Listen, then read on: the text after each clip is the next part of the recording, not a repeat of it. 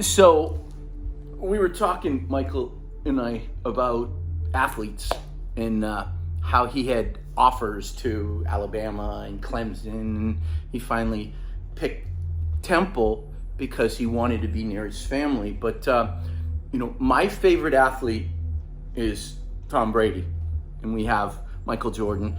But before they were in the pros, they visualized getting the winning score, throwing the winning touchdown, getting the winning basket with no time on the clock. And see, this is what we need to do in our lives. We need to start visualizing that our life is going to get better.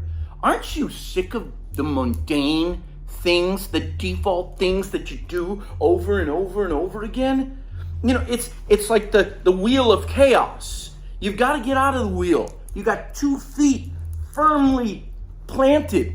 And sometimes you got to take 1 foot out and realize how chaotic our lives are. And then that's when things change. But I wanted to talk about athletes. They visualize mentally. The mental aspect of sports is just as important as the physical aspects of sports. And with latest fitness news, what we want to do is we want to blend the mental aspect to the physical aspect, because for some reason, do you find that the people who meditate, the people who are into the mental fitness, don't necessarily get along with the physical people, the people who lift weights? Why is that? Because I feel like they think that they don't need to train their body, they only need to train their mind. But you need to do both. Right.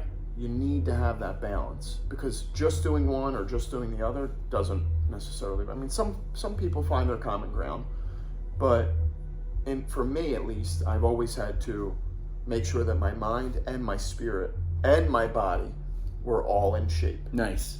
I worked all 3 out.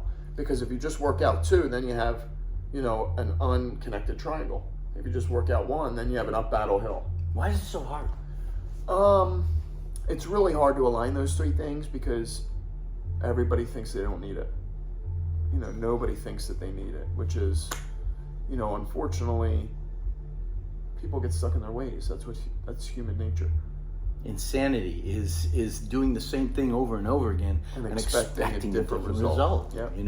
And we've got to get out of that wheel of chaos. Aren't you sick of chaotic things in your life? Anxiety, depression, and all these things. Don't you want to paint a different picture? What we want to do with latest fitness news, and Michael and I, we're going to create a lot of different concepts and ideas, but the whole aspect of athletes is mostly physical, but the mental aspect is so important. And that's what we want to teach people, that the mental aspect is just as important, maybe even more important than the physical aspect. So the next time, wake up tomorrow, visualize your day. Visualize you creating a great day. Visualize you winning, being a winner. Because this is what it's all about. When you paint a picture of negativity, negativity is going to happen in your life. If you start changing the scheme of your thinking process and start painting a picture of colors that are positive, energy that's positive, then positive things happen in your life. Do you agree? Absolutely. I always say tasks without vision becomes redundant. Say that again? Tasks without vision becomes redundant. I like that. Can I keep it? Yeah, you can keep it. Okay. Because what happens is, if you just, keep curling, do it 100 times, but you're not thinking of what you're doing.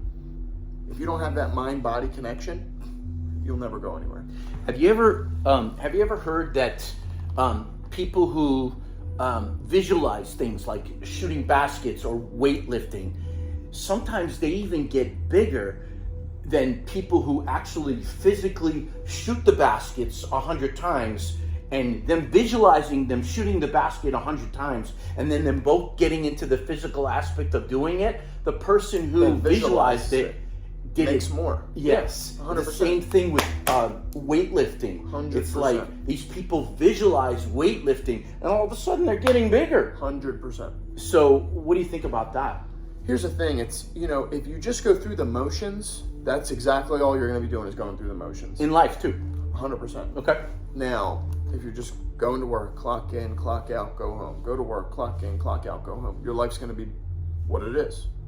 It's going to be a never-ending book, a never-ending, boring book. But if with every intention that you do, you have a vision behind it, you have a thought behind it, you have passion behind it, then everything seems to start to fall into place. Wow. When you're working out, if you're in the gym with a clear-cut picture in mind of what you're going to do today, how you're going to do it, and what your intentions are, the workout's going to be great. If you go in there lackadaisical, I don't know, I'm going to do a little of this and a little of that, then you're working out without intention. And that does nothing. Because you can lift all the weights in the world. Without intention, you're going to see zero results. So if a person doesn't have intention, but they have money and they have a spot, Still going to be miserable. say that again? Still going to be miserable. How so? Because it's not going to work out for them. All the money in the world can't buy muscles. All the money in the world can't buy a jump shot. All the money in the world can't hit a 99-mile-an-hour fastball. That's why a lot of people with a lot of money are not happy.